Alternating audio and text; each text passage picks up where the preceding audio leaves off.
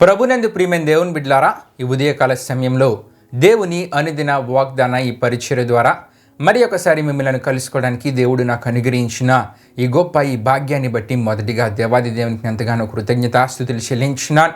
మరి ముఖ్యంగా ఈ అనుదిన ఈ వాగ్దాన ఈ పరిచర్యను వీక్షిస్తున్న ఆత్మీయులకు మీ అందరికీ ప్రభువైన యేసుక్రీస్తు నామములో శుభవందనాలు తెలియజేస్తున్నానండి. దేవునికి స్తోత్రం. హల్లెలూయా హల్లెలూయా. ప్రియమైన దేవుని బిడ్డలారా, ఈ ఉదయకాల సమయంలో దేవుడు మీకు ఇచ్చిన వాగ్దానము యెషయా గ్రంథము 55వ అధ్యాయము 3వ వచనమే ఉన్నది. ఆ వాగ్దాన వాక్య భాగాన్ని మీ కొరకు నేను చదువుచున్నాను. ప్రతి ఒక్కరూ ప్రార్థన పూర్వకంగా వినవలసిందిగా ప్రభువైన యేసుక్రీస్తు నామములో అందరినీ కోరుచున్నానండి. యెషయా గ్రంథము 55వ అధ్యాయం 3వ వచనంలో ఈ విధంగా రాయబడి ఉన్నది. చెవియొగ్గి నా యొద్దకు రండి, మీరు వినిన ఎడల మీరు బ్రతుకుదురు, నేను మీతో నిత్య నిబంధన చేసేదను, దావీదునకు చూపిన శాశ్వత కృపను మీకు చూపుదును. దేవునికి స్తోత్రం. హల్లెలూయా హల్లెలూయా.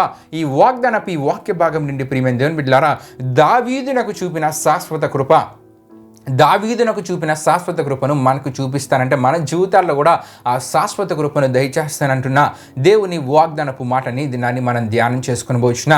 అయితే ఈ వాగ్దానాన్ని దేవుడు ఎవరికి ఇస్తూ ఉన్నారంటే యెషయా ప్రవక్త ద్వారా తన ప్రజలైన ఇశ్రాయేలీయులను ఉద్దేశించి చెప్తున్న వాగ్దానముగా ఈ వాగ్దానపు మాటను మనం చూడగలం. ప్రియమైన దేవుని బిడ్డలారా, అయితే ముందుగా కొన్ని విషయాలు మీకు తెలియజేయాలని ఆశపడుచున్నాను.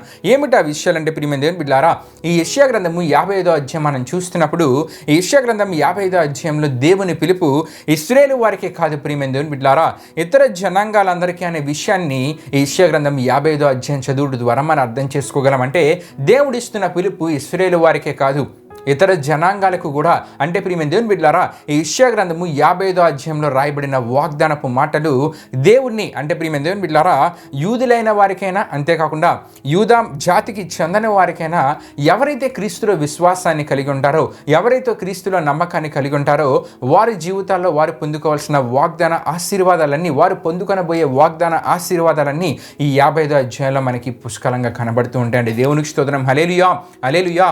అంటే ఈ 55వ అధ్యాయంలో ప్రియమైన దేవుని బిడ్డలారా, యూదులైనా యూదా జాతికి చెందని వారికైనా, క్రీస్తులో ఎవరైతే నమ్మకం ఉంచుతారో, క్రీస్తులో ఎవరైతే విశ్వాసం ఉంచుతారో వారందరికీ ప్రియమైన దేవుని బిడ్డలారా, వారి జీవితాల్లో దేవుడు అనుగ్రహించబోయే కృపకు సంబంధించిన వాగ్దాన ఆశీర్వాదాలన్నీ యెషయా గ్రంథం 55వ అధ్యాయంలో మనకు కనబడుతూ ఉంటాయి. అయితే మన వాగ్దానపు మాటను మనం ధ్యానం చేసుకుంటే కనుక ప్రియమైన దేవుని బిడ్డలారా, చెవియొగ్గి నా యొద్దకు రండి, మీరు వినిన ఎడల మీరు బ్రతుకుదురు.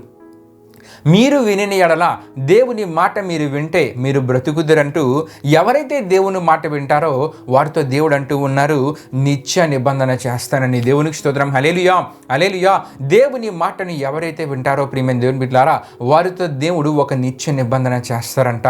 నిజమే ప్రియమైన దేవుని బిడ్డలారా, దేవుని మాటను వినే ఆత్మీయత మనలో ఉండాలి. దేవుడు కొన్ని సందర్భాలలో మనతో దేవుడు కొన్ని వాక్యాల ద్వారా మాట్లాడుతూ ఉంటారు. దేవుని వాక్యాన్ని చదువుతున్నప్పుడు దేవుడు మనతో మాట్లాడుతూ ఉంటారు. దేవుని సేవకుల ద్వారా కొన్ని సందర్భాల్లో దేవుడు మనతో మాట్లాడుతూ ఉంటారు. ఆ మాటలు వినాలి. వినిన మనము ఆ మాటల ప్రకారం జీవించాలి. వినిన మనము ఆ మాటల ప్రకారం నిర్ణయాలు తీసుకోవాలి.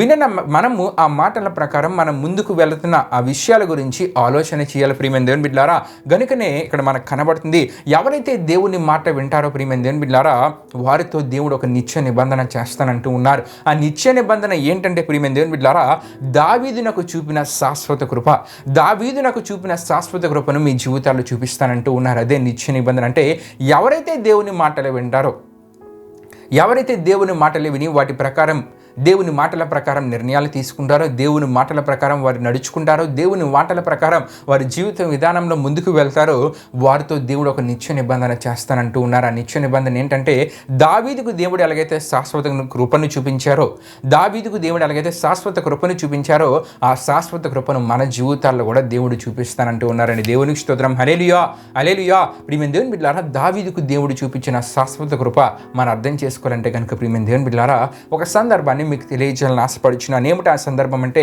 రాజుల 2వ గ్రంథము 8వ అధ్యాయం 19వ వచనం మనం చదివితే గనుక, అయినను యెహోవా సదాకాలము తన సేవకుడగు దావీదునకు అతని కుమారులకును దీపము నిలిపెదనని మాట ఇచ్చి ఉండెను గనుక అతని జ్ఞాపకము చేత యూదాను నశింపజేయుటకు ఆయనకు మనస్సు లేకపోయాను. దేవునికి స్తోత్రం. హల్లెలూయా, హల్లెలూయా. ప్రియమైన దేవుని బిడ్డలారా, దేవుడు దావీదునకు శాశ్వత కృపను చూపిస్తానని దావీదునకు అతని కుమారులకు దేవుడు ఒక వాగ్దానాన్ని ఇచ్చారు. ఏంటంటే ప్రియమైన దేవుని బిడ్డలారా, అతని దావీదునకును అతని కుమారులకును దీపము నిలిపెదనని దేవుడు ఒక మాట ఇచ్చారంటే సదాకాలం ఆయన కృప వారితో ఉంటుందని. ఆ మాటను, ఆ వాగ్దానాన్ని దేవుడు జ్ఞాపకం చేసుకుని ప్రియమైన దేవుని బిడ్డలారా, యూదాను దేవుడు నశింపజేయలేదంట. దీనికి గల కారణాన్ని మనం ఆలోచిస్తే కనుక ప్రియమైన దేవుని బిడ్డలారా, ఈ రాజుల 2వ గ్రంథం 8వ అధ్యాయం 16వ వచనం నుండి మనం చదివితే కొన్ని విషయాలు మనకు తెలియజేయబడుతూ ఉంటాయి. ఏంటంటే యెహోషాపాతు కుమారుడైన యెహోరాము యూదా రాజాని పరిపాలన చేయడం ప్రారంభించాడు. అయితే యెహోరాము చేసిన తప్పు ఏంటంటే ప్రియమైన దేవుని బిడ్డలారా, ఆహాబు కుమార్తెను వివాహం చేసుకున్నాడు. వివాహం చేసుకోవడమే కాకుండా ఆహాబు కుటుంబీకుల వలె అతడు కూడా ఏం చేశాడు అంటే ఇశ్రాయేలు రాజులు ప్రవర్తించినట్లు ప్రవర్తిస్తూ దేవుని దృష్టికి చెడు నడత నడిచాడు. ఈ విషయం మనకి రాజుల 2వ గ్రంథము 8వ అధ్యాయం 18వ వచనంలో మనకు కనబడుతుంటుంది. అంటే యెహోరాము ఆహాబు కుమార్తెను వివాహం చేసుకుని ప్రియమైన దేవుని బిడ్డలారా, దేవుని దృష్టికి చెడు నడత నడిచాడు. అయితే ప్రియమైన దేవుని బిడ్డలారా, దేవుని దృష్టికి చెడు నడత నడిచి దేవునికి నచ్చని పని చేయటం ద్వారా దేవుని కోపం తన మీదకి రావాలి, తన ప్రజల మీదకి అంటే యూదా వారి మీదకి రావాలి. కానీ ప్రియమైన దేవుని బిడ్డలారా, దేవుడు దావీదుతో అన్నారు శాశ్వత కృపను చూపిస్తానని. ఆ వాగ్దానాన్ని జ్ఞాపకం చేసుకుని దేవుడు యూదా వారిని నశింప చేయడానికి దేవునికి మనస్సు రాలేదంట. దేవునికి స్తోత్రం. హల్లెలూయా, హల్లెలూయా. ఎంతో గొప్ప ఆశీర్వాదం ప్రియమైన దేవుని బిడ్డలారా, శాశ్వత కృపను దేవుడు చూపిస్తానంటూ ఉన్నారు. దావీదు జీవితంలో ఆ వాగ్దానాన్ని పొందుకున్నాడు. దావీదు ఉన్నంతకాలం శాశ్వత కృప దేవుడు దావీదులో చూపించారు. దావీదు సంతానానికి కూడా ప్రియమైన దేవుని బిడ్డలారా ఆ శాశ్వత కృపను దేవుడు దయచేశారు. ప్రియమైన దేవుని బిడ్డలారా, దావీదు ఈ వాగ్దానాన్ని, ఈ ఆశీర్వాదాన్ని తన జీవితంలో పొందుకున్నాడంటే ప్రియమైన దేవుని బిడ్డలారా, దావీదు దేవుని మాట విన్నాడు. దేవుని మాట ప్రకారం నిర్ణయాలు తీసుకునేవాడు. తను ఎంత గొప్ప రాజు అయినప్పటికీ, తను ఎంత మంచి యుద్ధవీరుడైనప్పటికీ దేవుణ్ణి అడగకుండా ఏ పని చేయడానికి ముందుకు వెళ్ళేవాడు కాదు. దేవుని అడగకుండా ఏ యుద్ధానికి వెళ్ళేవాడు కాదు. ప్రతిదీ దేవుణ్ణి అడిగే, దేవుని నిర్ణయాల ప్రకారమే ముందుకు వెళ్ళేవాడు కనుక, దేవుని మాట వినేవాడు కనుక ప్రియమైన దేవుని బిడ్డలారా ఆ శాశ్వత కృపను దావీదు తన జీవితంలో పొందుకోగలిగాడు. కాబట్టి ప్రియమైన దేవుని బిడ్డలారా, ఈ వాగ్దానాన్ని వింటున్న మీ జీవితాల్లో శాశ్వత కృప, దేవుని శాశ్వత కృపను మీరు పొందుకోవాలనుకుంటే, మీరు అనుభవించాలనుకుంటే, మీ సంతానానికి కూడా ఆశీర్వాదాన్ని దేవుని ద్వారా మీ జీవితాల్లో మీరు పొందుకోవాలనుకుంటే కనుక ప్రియమైన దేవుని బిడ్డలారా, మీరు చేయవలసిన పని ఏంటంటే దేవుని మాట వినాలి. దేవుని మాట వినాలి. దేవుని మాట వినడానికి ఆసక్తిని చూపించాలి.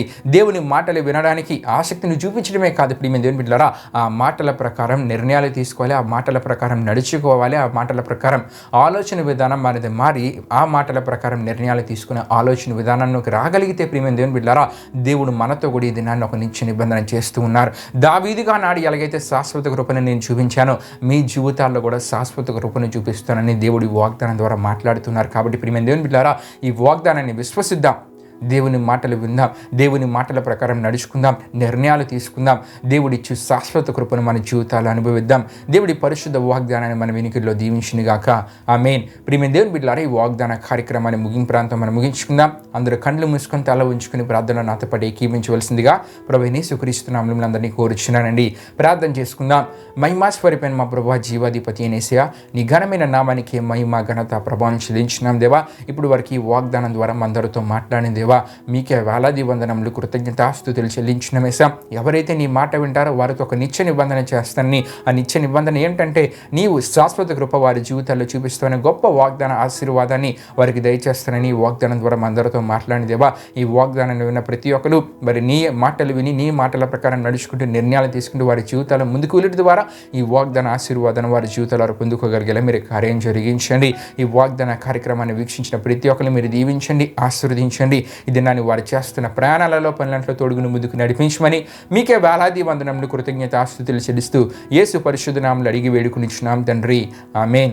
యేసు రక్తమే జయం, ప్రవేశ రక్తమే జయం, ప్రవేశ రక్తం సంపూర్ణమైన విజయం, అపవాది క్రియలకు అనంత నాశనం కలుగునుగాక. ఆమేన్.